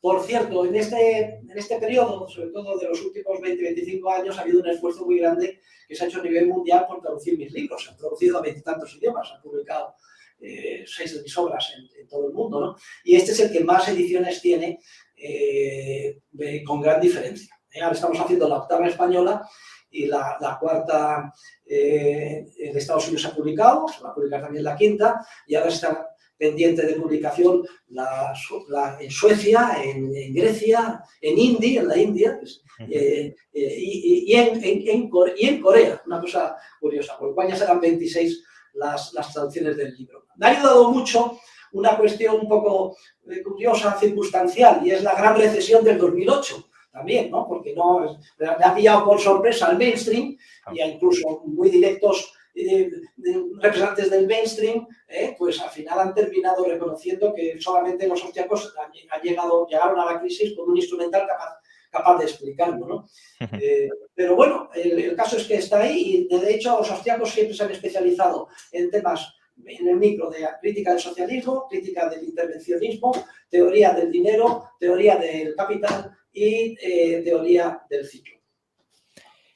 Espero que no censuren la entrevista en YouTube por algoritmo, pero dejando esto de lado, sí, bueno, la discrepancia sería más amplia para debatirla, pero quiero seguir con el título del libro, ¿no? Un poco siguiendo el esquema anterior: dinero, crédito bancario y ciclos económicos. ¿Cómo definiríamos dinero, entonces? ¿Qué sería el dinero para entendernos y ubicarnos? Bueno, el dinero es un tertium genus, ¿eh? El dinero es un concepto abstracto que se plasma en la realidad concreta de una manera indistinguible, que es el medio de intercambio común y generalmente aceptado. Y por tanto no es ni un bien de consumo ni es un factor de producción. Esto es una idea muy importante, porque uno de los vicios también que se ha introducido en la ciencia económica es pensar que lo que hay son grados de liquidez. Bueno, bien, efectivamente hay grados de liquidez, también hay más líquidos que otros, pero una cosa es decir que hay grados de liquidez, que es absolutamente correcto, y otra cosa es decir que hay grados de moneyness, de dineidez. No, esto no. Una cosa puede ser más líquida que otra, pero solo hay una cosa absoluta, 100% siempre líquida, solamente que es el dinero, y lo demás son cuentos. Todo eso del grado de... Y ahí han dado ese digamos, error que han cometido, pues, por ejemplo, el propio Hayek, ¿no? En alguna de sus obras tardías, etc. O sea que aquí lo importante es aclarar los conceptos, y el dinero no es una diferencia de grado, es que es cualitativamente distinto. O si queréis decir, es que es una diferencia de grado tan grande que lo hace absolutamente distinto del resto de los bienes que son, digamos, muy líquidos, ¿no? Por decir de alguna manera. Así es como yo lo interpreto, pero como es lógico, hay doctores tienen la Iglesia y hay otros que lo interpretan de otra manera distinta, y entonces hay grados de prostitución. O sea, se mete todo de prostituta, se mete 3/4 de prostituta, se mete un poquitito, entonces una mini prostituta. Bueno, es una analogía jocosa, pero es para alguna forma... Sí, para entenderlo. Y entonces, el dinero actual, el euro y el dólar, ¿serían dinero? ¿En qué se parece y en qué se diferencian del oro? ¿Es todo más o menos lo mismo? No, obviamente el oro hoy no es dinero. El dinero se nos expropió manu militari en una serie de digamos, etapas, hitos, el último de los cuales estaba yo en Estados Unidos en agosto del 71, cuando el cara de Nixon salió diciendo que temporalmente suspende el canje de oro dólar a $35 la onza, ¿no? Y ahí se convirtió, pues, en dinero puramente fiduciario. ¿Qué pasó? Que gracias al teorema regresivo del dinero, la gente siguió intercambiando porque seguía pensando en el poder adquisitivo que tenía antes de perder ese anclaje. Y así hasta hoy, en el que lamentablemente tenemos, pues, el euro es dinero, el dólar es dinero. Habría dinero más perfecto. El dinero más perfecto sería si no fuera necesario cambiar dólares por euros o por yuanes, etcétera, como cuando era el oro dinero, el oro en todo el mundo, como dinero universal. Pero son dinero, en el sentido de que calculamos en él y tiene todas las características de dinero. Cosa que no tiene, por ejemplo, el Bitcoin, no tiene el oro, etcétera.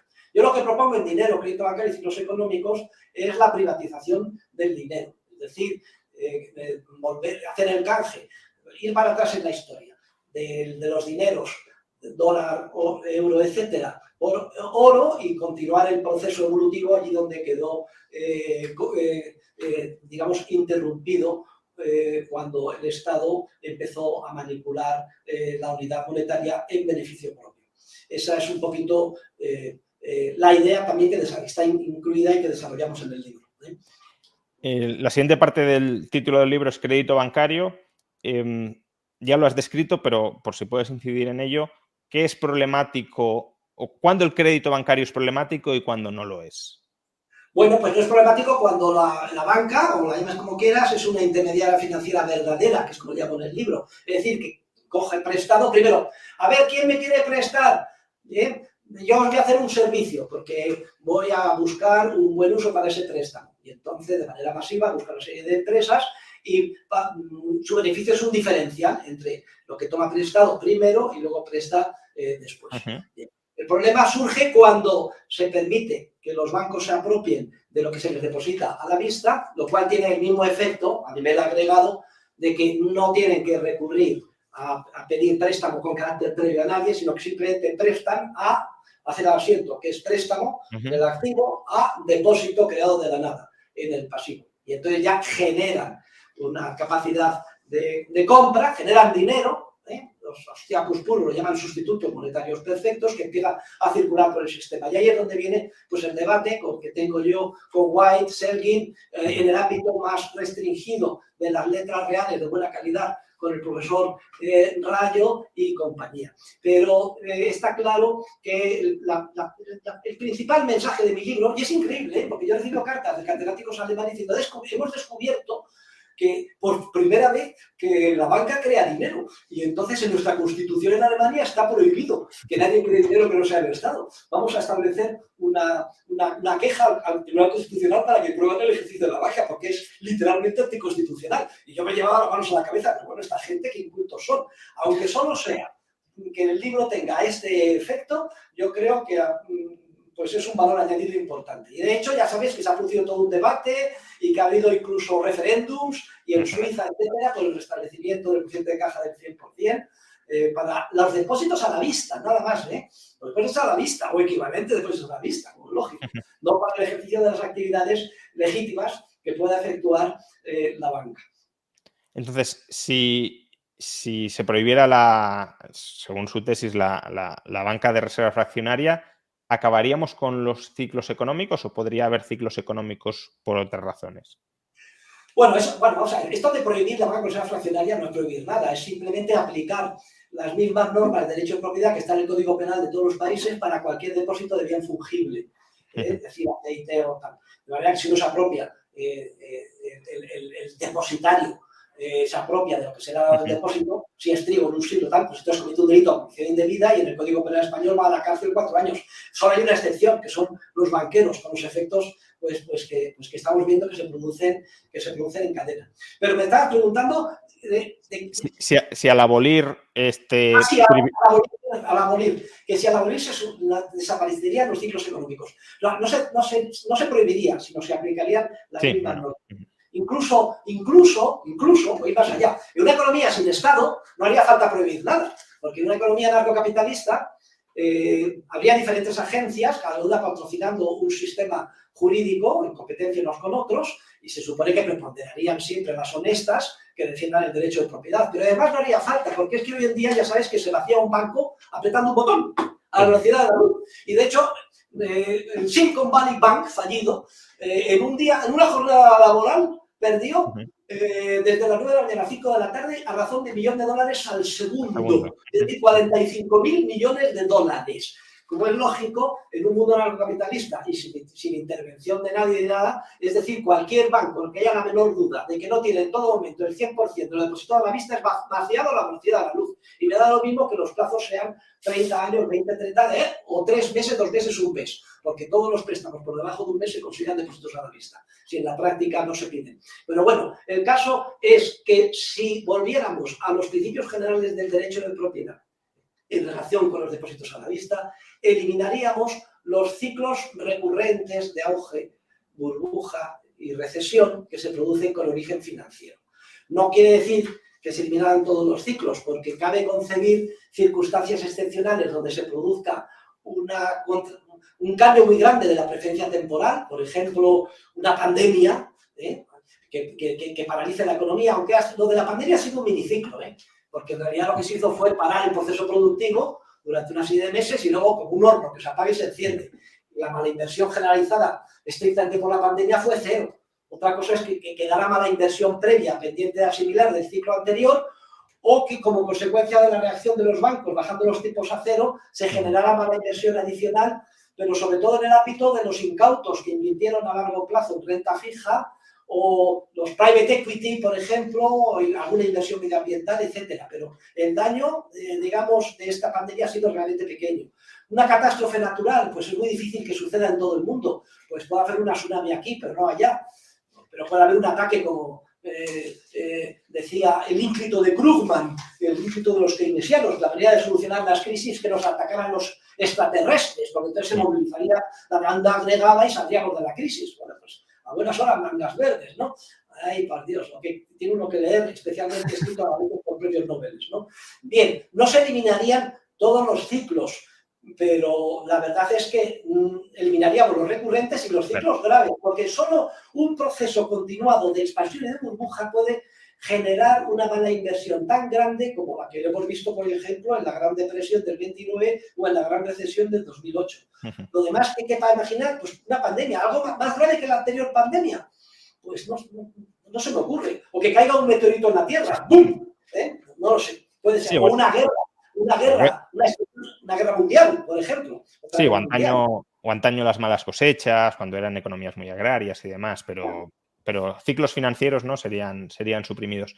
Y para terminar este capítulo de dinero, ¿cabría, bueno, en términos misianos, emisión de medios fiduciarios, es decir, de deudas o de certificados a la vista que no estén respaldados al 100% por dinero? ¿Cabría que esto sucediera sin bancos? Lo digo porque en el título hablas de crédito bancario, pero imaginemos una economía donde suprimimos los bancos. ¿Podría haber reserva fraccionaria, el equivalente a reserva fraccionaria, a través de otro tipo de instituciones o otro tipo de agentes económicos que también generaran los efectos que tú imputas a la reserva fraccionaria? Bueno, vamos a ver. Cualquier cosa puede suceder y el futuro es ineradicablemente incierto. Y además, uno puede coger, inventarse un dinero, decir que no es nada, que es humo, decir que lo va a mandar, pero que además va a crecer de manera ilimitada, que solo va a haber 12 millones de unidades, y la gente puede ser tan idiota, entre comillas, que diga, esto es cojonudo, y me lanzo, y que al final se convierta en dinero. Todo es posible, pero muy poco probable. Me estaba refiriendo al tema del Bitcoin. Al final lo que va a suceder con el Bitcoin, con la tecnología blockchain, que viene además del sector privado y de las monedas digitales, es que, como siempre, se lo va a apropiar de el Estado, nos va a meter un euro digital y vamos a tener el hipergran hermano persiguiéndonos, ¿no? Ya en una sociedad puramente libre, yo creo que la posibilidad de que eso suceda pues serían nulas. Y además, si hay alguna desviación en ese sentido, se solucionaría sobre la marcha. Porque el ímpetu empresarial, la capacidad de coordinación es tremenda. De manera que aquellos actos de ingenio, de innovación sobre principios esenciales del derecho, de nuevos derechos de propiedad, nuevos tipos de familia, nuevos contratos financieros, etcétera. Bueno, hay las innovaciones ahí con gaseosa y que hay que tener mucho cuidado. Y si se producen inmediatamente... desaparece. Como alguien puede pensar, uy, qué innovación se me ha ocurrido más grande, ¿no? Doña Baldomera, ¿qué es esto? Pues voy a coger y a dar una rentabilidad tremenda con el dinero que me entregue. O sea, una estafa piramidal. Pero en un principio, los estafadores piramidales no pensaron que eran estafadores ni criminales. ¡Jamás! Pensaron que habían descubierto el hiperbitcoin, que habían solucionado y que estaban haciendo una labor social tremenda y buenísima en el mundo. Pero afortunadamente, la naturaleza del ser humano al final se impone. Unos en cooperación con otros, tenemos unos principios esenciales y las aguas siempre vuelven a su cauce. No había pensado preguntarte por Bitcoin, pero como te has mostrado tan crítico, pues me interesa. ¿Qué perspectiva? Aficionados al Bitcoin. ¿Qué perspectiva tienes o qué análisis económico monetario haces del Bitcoin, del fenómeno Bitcoin? Hombre, es que el Bitcoin, digamos que todos los amantes de la libertad tenemos el corazón con el Bitcoin, porque es una manera, de alguna forma, de evitar, ¿no?, la persecución del Estado. E incluso, a lo mejor, incluso de forrarse como activo financiero arriesgado, si es que se invierte en todo momento, y aquellos empresarios que han hecho, dicen, hombre, pues en las circunstancias actuales, y teniendo en cuenta las crisis que hay, el temor y el deseo de que nos... y además como medio de pago y tal, pues entonces puede tener una demanda. Y entonces a lo mejor pues se han forrado, si es que han vendido el Bitcoin en el momento adecuado. Pero ahí, a convertirse en coin, hay un siglo. Mira, siempre que en un término se diga que es algo, es que no lo es. Teoría general de la ocupación y el interés del dinero. Todo menos general. Democracia orgánica, ¿no? O democracia, justicia social. Pues no, no es justicia Bitcoin. Bitcoin no tiene nada. Porque para que fuera dinero, tendríamos que ser capaces de calcular directamente todos los bienes y servicios en los que actuamos en términos de Bitcoin. Y eso es imposible. Eso solo Dios podría hacerlo. Lo que hacemos siempre es calcular, primero lo pasamos a dólares o a euros, y luego una vez que ya entendemos de qué va el asunto, ya tomamos decisiones. La prueba irrefutable de que el Bitcoin no es, ni además puede llegar a ser dinero. Solo podría llegar a ser dinero en una circunstancia, haciendo ciencia ficción, ¿no? Imagínense que se produce la desaparición de la civilización del sistema monetario, volvemos a la época de las cavernas, se reinicia todo el proceso evolutivo, entonces empezamos pues, con el oro, pues la plata, luego con otros y de pronto viene alguien porque se descubre una montaña de oro que hace que su poder adquisitivo caiga mucho, y entonces viene, bueno, voy a programar esto, y si entonces hay un canje y se sabe que puede calcular el poder adquisitivo, pues entonces a lo mejor podría seguir sucesivamente. Bien, posibilidad de que tal cosa ocurra, cero. En mi opinión. Aparte que aquellas personas que sean tan meticulosas, que piensen que los precios son rígidos a la baja y que la masa monetaria tiene que ser flexible, limitado, coño, por programa el número de unidades de Bitcoin, coño, ¿para qué vamos todos, no? Bueno, con medios fiduciarios, pero bueno, ese es otro debate. Pasemos al último. Se pueden hacer medios fiduciarios con Bitcoin. Sí, claro. FTX y compañía, que recibían Bitcoins y luego prestaban y ampliaban con medios fiduciarios de Bitcoin. Pero sin letras, pero bueno, no nos metamos en un debate. Vamos al último bloque, que es un bloque más miscelánea, ¿no? Pero tenemos también dar un poco de animación a esto y que se diviertan los que nos están escuchando. No, por supuesto. Es aburridísimo. No te va a seguir la entrevista durante 1 hora y media. Vamos, yo creo que la va a seguir mucha gente con mucho interés, porque lo que está contando, estemos a favor o en contra, es interesante. Además, te vas a quedar con 500 como mucho. No. Yo creo que subiremos unos pocos más.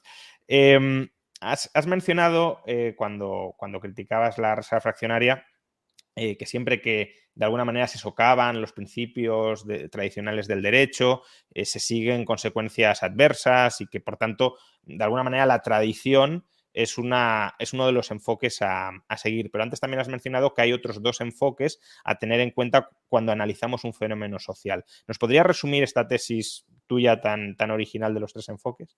Bueno, esto se me ocurrió en el Chateau de la Breda, que es el de Charles de Secondat, barón de Montesquieu, en un seminario de Liberty Fund que me invitaron a tratar sobre estos temas, y entonces venía dándole vueltas y entonces me di cuenta que allí el debate era un poco artificial, porque estaban tirándose los tazos a la cabeza los hayekianos evolucionistas de la tradición con los utilitaristas, más bien tipo Mises, Litt, etcétera, con los teóricos del derecho natural, tipo Rothbard, etcétera. Yo les decía, no, es que son 3 enfoques que no son contradictorios, sino que son complementarios. De manera que cada uno de ellos, de alguna forma, sirve para limar los excesos y posibles peligros de los otros 2. Y si tú, como resultado de tu análisis científico y teórico, en el ámbito incluso utilitarista, en el sentido más laxo de la palabra, no en el sentido de enzamita, de cálculo de costes y beneficios, ves una determinada conclusión. Si ves, por otro lado, que el proceso evolutivo, por ejemplo, de derecho de propiedad o de las instituciones sociales, ha ido por esa misma línea, o cuando no ha ido, se han producido consecuencias muy negativas. Y desde el punto de vista de los principios del comportamiento humano, lo que sería la ética, tanto la ética social como la ética más estrictamente personal, pues también apunta en esa misma dirección. Desde las 3 perspectivas te apunta a la misma dirección, entonces puedes estar dentro de lo que humanamente sea posible, tranquilo o seguro de que te vas aproximando a la verdad científica.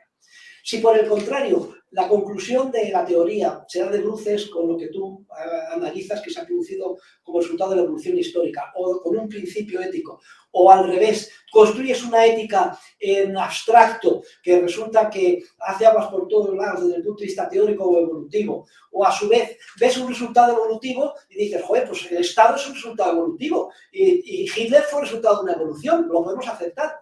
Pero se da de bruces con el análisis teórico y con el análisis ético, entonces tienes que replegarte, se entiende como una luz roja, es decir, pues vamos a estudiar esto desde las tres perspectivas porque algo falla. Y yo creo que como heurística, como metodología para la investigación y la aproximación de los problemas sociales, es muy útil y siempre recomiendo a mis alumnos y especialmente a los que hacen tesis doctorales que, aunque pongan el acento en alguno de estos enfoques, no olviden nunca los otros dos, porque siempre enriquecerá mucho el argumento esencial del trabajo de investigación que hagan ellos. Y es lo que yo he intentado hacer, en Dinero, Crédito Bancario y Ciclos Económicos, en mi análisis sobre el socialismo, etcétera. Otra teoría bastante, bueno, iba a decir reciente, pero los años es verdad que van pasando, pero una de sus últimas teorías o ideas más novedosas fue la teoría de la eficiencia dinámica, que además hasta cierto punto también combina con el triple enfoque anterior que mencionabas. ¿Nos puedes resumir qué es eso de la eficiencia dinámica y en qué se diferencia de la eficiencia convencional tal cual se la entiende en economía o en el lenguaje coloquial? Bueno, mi teoría de la eficiencia dinámica surge como trabajo de investigación para la cátedra.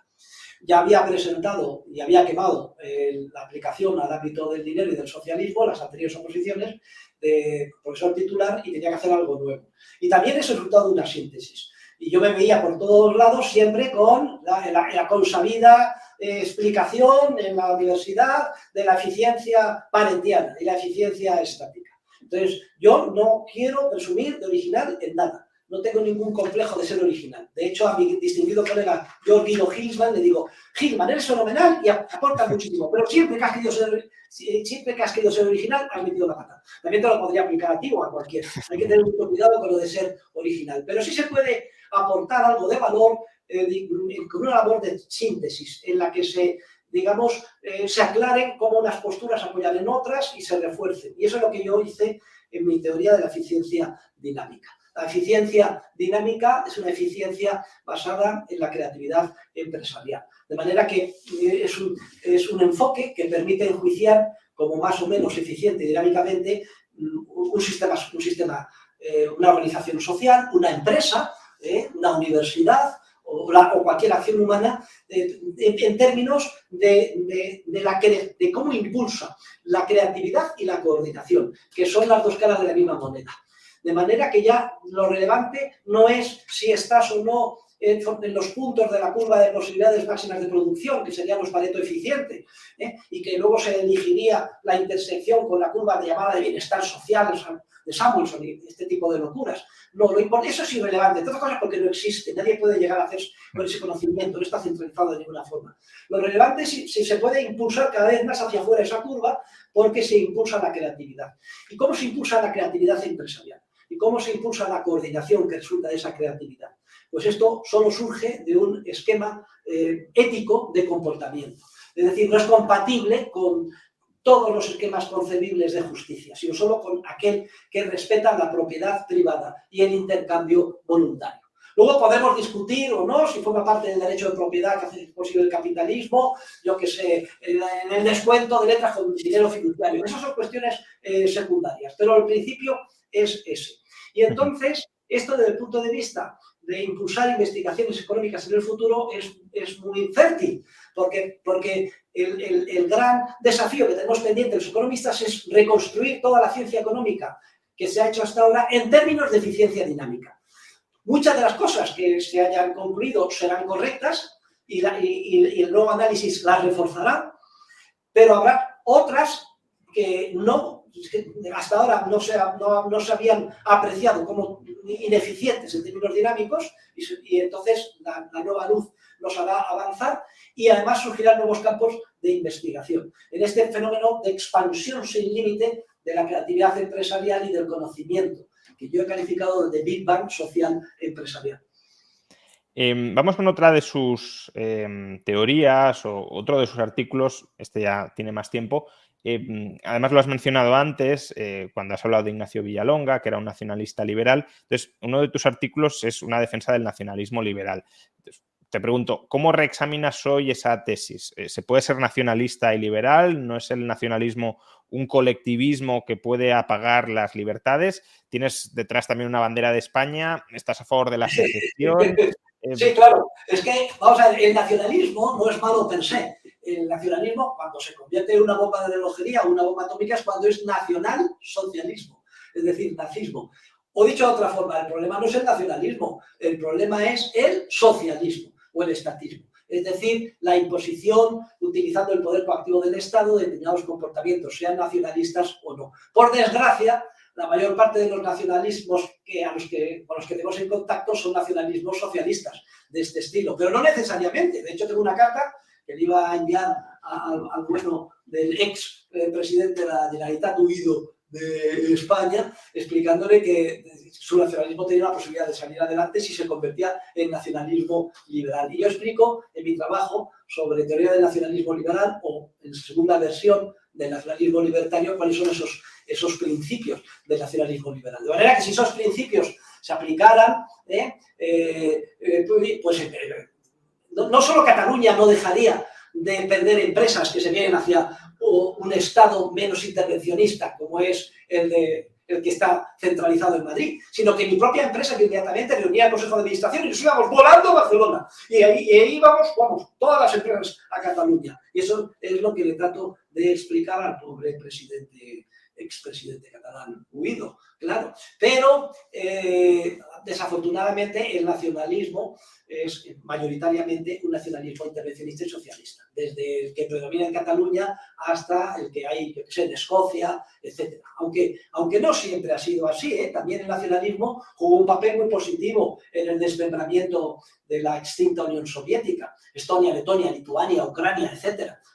O el nacionalismo liberal de Margaret Thatcher como peso equilibrador o contrapeso ante el intervencionismo de Bruselas, y ahora echamos mucho de menos que como consecuencia del Brexit no tengamos ese countervailing power, ¿no? Peso compensador dentro de la Unión Europea. Pero bueno, las diferencias son de grado, es decir, que tan socialista es en términos cualitativos el nacionalismo catalán como el nacionalismo de Madrid. Lo que pasa es que en términos de grados es mucho menos intervencionista el nacionalismo de doña Isabel Natividad Díaz Ayuso, que a lo mejor el de Esquerra Republicana de Cataluña y compañía con Podemos.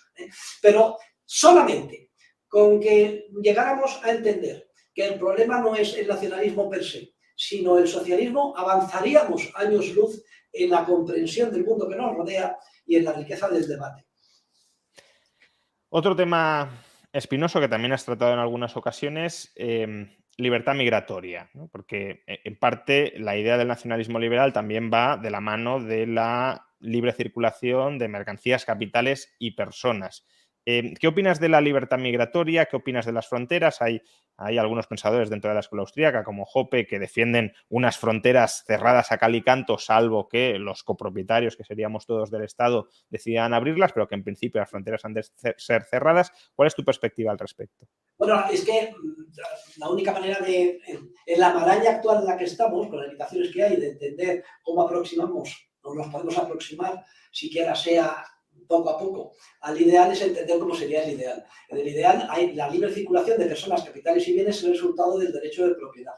Y por tanto, si hay dos personas y una quiere contratar a otra, aunque sea de una cultura o de un lugar geográfico más lejano, y la que quiere ser contratada está dispuesto a hacerlo y asumir los correspondientes riesgos, hay múltiples posibilidades de solucionar el acuerdo, etcétera, y con avales, y con un seguro, y con un, pues mira, aquí tienes tu billete de vuelta por si acaso no nos entendiéramos, y tu sociedad te defiende a ti, y mi sociedad me defiende a mí, etcétera. Lo que es una tragedia es que con la intervención del Estado ni se hace ni se deja hacer. Por un lado, el Estado actúa como un imán atrayendo a los pobres que quieren emigrar y jugándose la vida en una patera o cruzando el Río Grande, porque luego llegan aquí y tienen pues todo, pues sanidad, educación, etcétera, gratis, pero por otro lado el Estado abre barreras e impide que esto suceda y entonces se genera todo tipo de mafias, un desbarajuste tremendo. Y luego los que logran saltar, como no se permite expulsar a la gente, etcétera, pues hay problemas pues, de ocupación masiva, favelas, todo esto que genera xenofobia. Bien, ¿cómo se solucionarían todos los problemas? Pues muy sencillo, es decir, libertad de contratación y de emigración e inmigración, pero sometida al derecho. ¿Y a qué derecho? Al derecho de propiedad, al derecho civil, al derecho mercantil y a las normas básicas del derecho penal. ¿Significa esto que habría que poner, pues yo qué sé, contingentes a la inmigración? Hay un famoso partido político de derechas que los defiende, se equivoca radicalmente, nadie sabe cuál va a ser la demanda ni los acuerdos a los que se podría llegar. ¿Significa eso que se puede admitir que el que quiera entre saltándose una valla y utilizando la violencia? Pues tampoco, no tiene ni pies ni cabeza. Pero si hay problemas porque hay guerras, hay personas que tienen hambre, hay gente que quiere emigrar, etcétera, bueno, pues yo creo que una sociedad civil sana organizaría de una manera, dentro de lo humanamente posible, mucho más eficiente y humana el problema que tenemos ahora de inmigración. Podría a lo mejor haber unos campos de acogida al lado de las zonas de guerra, pero con muchas agencias tipo Cruz Roja, etcétera, de colocación. Oye, mira, para hacer este trabajo en tal sitio y estos 6 meses, etcétera, la gente podría trasladar. Bueno, en un primer momento voy yo, ya veré si te puedo llevar después, a ver cómo es ese país y cómo me tratan, etcétera, y luego vuelvo y van normalmente en avión o en coche o en tren, etcétera, pero no en una patera jugándose la vida, o teniendo el riesgo de morir ahogados en el Río Grande. Son la libertad de empresa, el acuerdo voluntario y el respeto al derecho con mayúsculas garantiza el problema de la migración e inmigración, que por cierto es algo que ha existido a lo largo de toda la humanidad y sin la cual no podemos entender la civilización moderna. Vamos ya con las últimas preguntas porque ya la entrevista se ha prolongado mucho, pero para ir finiquitando... Cortará en trocitos de 10 minutos y seguro que... También. Habrá cortes de los momentos más interesantes. Oye, conste que no acepto una entrevista desde hace 10 o 12 años, ¿eh? No, porque recibo notificaciones todos los meses de todos los medios. Y ya uno está muy mayor y estoy muy cansado de hacer ese tipo de cosas y solamente a directos discípulos como tú, pues que además voy a poner como condición que lleguen al 500.000 de visitantes. Como mínimo. Es esto. ¿Qué menos, no? Una de las últimas preguntas. Creo que fue en el año 2000, puede ser, que abnegaste del liberalismo clásico y te declaraste públicamente anarcocapitalista. Incluso has llegado a decir que uno de los peores males de la humanidad es el liberalismo clásico. ¿Hasta qué punto es viable una sociedad anarcocapitalista? Es decir, ¿no crees que, por ejemplo, el Estado puede tener alguna ventaja estratégica, no legítima, pero ventaja estratégica al fin y al cabo a la hora de reclutar y de acaparar a corto plazo a través de la coacción muchos recursos y poderlos dirigir militarmente a invadir un objetivo y por tanto ganar una guerra a una sociedad anarcocapitalista? ¿Cómo se organizaría la defensa, se nos dice bien público, la defensa colectiva en una sociedad sin Estado? Bueno, vamos a ver, es que la sociedad sin Estado, muchas veces me han hecho esta pregunta, ¿cómo sería la sociedad sin Estado? No se sabe porque depende de una información empresarial que todavía no se ha creado, exige un proceso evolutivo. Sí es cierto que tenemos algunos hints, intuiciones, en determinados ámbitos de por dónde podrían ir los tiros y podemos escribir obras de ciencia ficción al respecto. Pero lo único que quiero decir es que una sociedad anarcocapitalista, pues siempre se dice como crítica, tenemos que mantener el Estado porque si no otros estados o lo hacemos todos o no vale, porque si un Estado nos absorbería. Bueno, pero en una sociedad capitalista no hay una capital que absorber.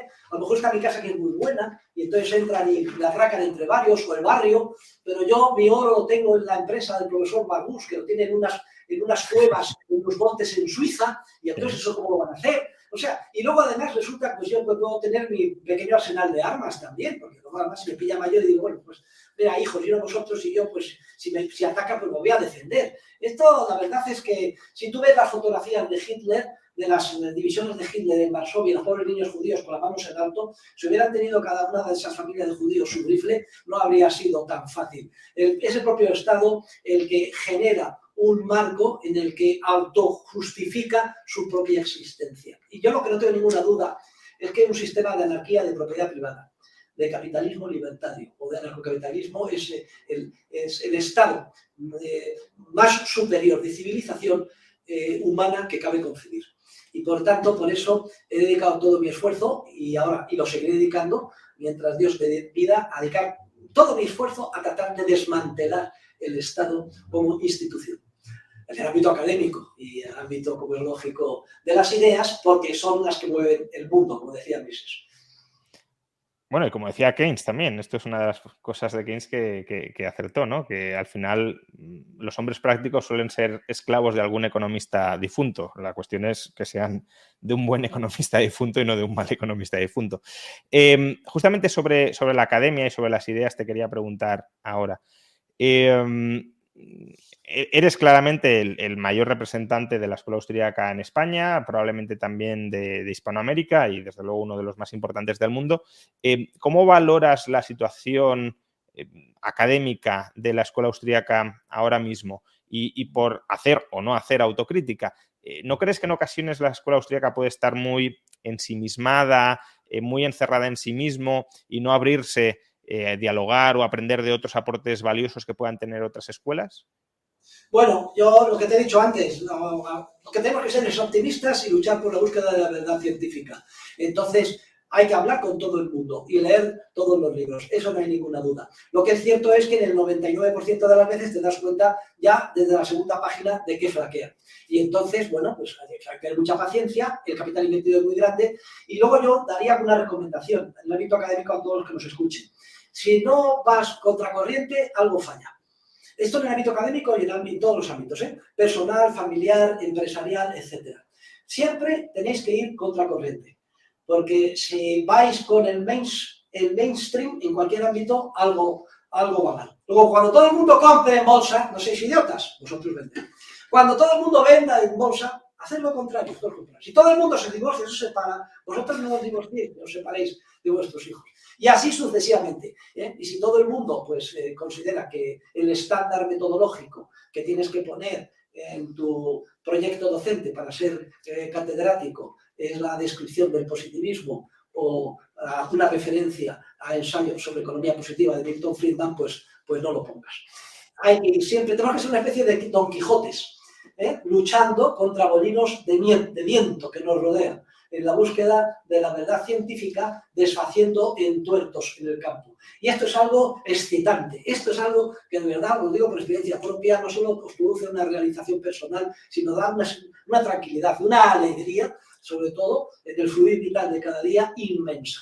Luego yo les recomendaría a todos que nos escuchen que se hagan de una escuela minoritaria y que además que sea la que tiene la verdad científica, es decir, de la escuela austríaca. Vamos con la última pregunta. Por mirar al futuro, tienes 66 años, vas a cumplir 67. Mises escribió La acción humana con 68, por tanto, todavía tienes muchos años fructíferos o potencialmente fructíferos por delante. ¿Cuáles son tus proyectos intelectuales de futuro? ¿Vamos a ver algún nuevo libro a la altura, en cuanto al libro clásico, sistematizado, con una vocación integral como dinero, como socialismo? ¿Qué perspectivas tienes? Bueno, vamos a ver, yo llevo años, digamos, escribiendo un libro que se titula, he venido cambiando el título, pero ahora se va a titular Anarcocapitalismo, con un subtítulo, Tratado de Economía Política Moderna. Mi mujer siempre, eso de moderna, pues, y además con mucha razón, me critica muchísimo. Me dice, pero estás loco, dentro de 100 años nadie se acordará de ti, se reirán. Es como si tú coges ahora un libro de Ricardo o de Cantillón, Tratado de Economía Moderna. Venga, quería decir 2 siglos, dentro de 50 años se montarán de risa ante esa ubris, ante esa arrogancia que es esto de moderno, ¿no? Bueno, pero yo sé por qué lo digo en el sentido de que no es por moderna, sino todo lo contrario, y es anarquista, ¿no? De alguna forma. Y lo tengo y le voy dando empujones, pero sin ninguna prisa, porque conforme veo las cosas claras las pongo, conforme no las veo tan claras paro. Lo que sí es cierto es que a mi derecha siempre tengo ese libro y ahora otro trabajo que estoy escribiendo. Esto fue una inspiración que me dio Kirchner, porque la última vez que estuve con él en Nueva York me dijo que por su jubilación se iba a dedicar a hacer estudios sobre la Torá. Kirchner es como la versión integrista hiperopus, pero en versión de judío, ¿eh? Y es curioso porque una de las cosas que me dijo Kirchner muy graciosa, me dijo, oye, ¿te das cuenta de que dos de los economistas los tíos más importantes del mundo, uno se llama Israel y otro Jesús? Decía, bueno, hombre, muchas gracias por considerarme un economista importante, pero sí que es una cuestión curiosa. Y luego tengo una carta de Kirchner muy curiosa que me mandó diciendo, me he leído su artículo sobre Juan de Mariana y los escolásticos españoles. Solo le puedo decir una conclusión. Fascinating, fascinador. Que eso que venga de un poco menos que fariseo estricto, pues es algo sorprendente. Pero la verdad es que no creo que su posición sea tonta y la conexión con la teología es importante. Y ahora tengo otro trabajo a la derecha que se titula de la siguiente manera: San José, empresario y padre de la libertad. Y lo que estoy haciendo es un análisis de los aspectos puntuales de la Biblia que se pueden conectar directamente con los postulados de la escuela austriaca, utilizando como hilo conductor el pensamiento en primera persona de San José. A ver si me sale bien, la verdad es que eso va a ser un bombazo. Ya tengo escrita la primera introducción, pero ahí se habla de todo, ¿eh? De la banca conserva fraccionaria, del templo de Jerusalén, del patrón oro, de la arrogancia de los estados, se habla de todo, ¿eh? Vamos a, esos son los dos trabajos en los que estoy implicado ahora. Bueno, pues... De todas formas, también decir, ¿no?, que se notan los años de uno, que uno ya también con los años cada vez está más viejo, que pierde fuerza y energía vital y que por tanto tiene lo que cuidarse, pero que procuraremos dejar todo lo más preparado y mejor entregado para que los discípulos que lleguen, que están aquí a la vuelta de la esquina, pues continúen esta labor, sin prisa pero sin pausa, para el futuro. De la misma manera que me sucedió a mí cuando empecé con 16 años, hace exactamente ahora 50. Pues cerramos como hemos empezado. Hemos empezado hablando de ese chico de 16 años que se aproximó a la economía y que encontró el libro de la acción humana y que siguió con los seminarios de los Reich y terminamos con esa promesa de un tratado de economía política moderna que llegará en algún momento durante los próximos años y que ojalá inspire a muchas generaciones futuras. Muchísimas gracias, Jesús, por todo, pero por esta entrevista, que ya tú mismo has dicho que no la sueles conceder, o sea que también gracias por eso. Creo que ha sido una entrevista muy, muy interesante. Muchas de las cosas que has comentado, algunos obviamente porque te hemos leído, hemos convivido contigo mucho tiempo, pues ya las sabíamos, pero creo que puede haber mucha audiencia que te conociera, pero no conociera muchas cosas, o incluso que no te conociera y ahora sí te conozca, y espero que sirva para que tu figura y tu obra, con sus aciertos y sus errores, si los hay, pero también llegue a la máxima cantidad de gente posible. Muchísimas gracias, Jesús, por la entrevista. Pues gracias a ti, Juan Ramón, y que sigas trabajando. Me encanta tu último libro, El Anti-Marx, que además ha dado pie para otro que también es anti-X, y que sigas adelante, y lo que se te deseo es que llegues al 1.000.000 cuanto antes. Bueno, y si llegas al 1.000.000, sí que me comprometo a hacer una entrevista, si no tan larga, porque a lo mejor tengo más años, pues también recordaremos esta con cariño. Muchas gracias a todos y les deseo a todos lo mejor, especialmente a Juan Ramón Rayo. Muchas gracias, Jesús. Hasta otra.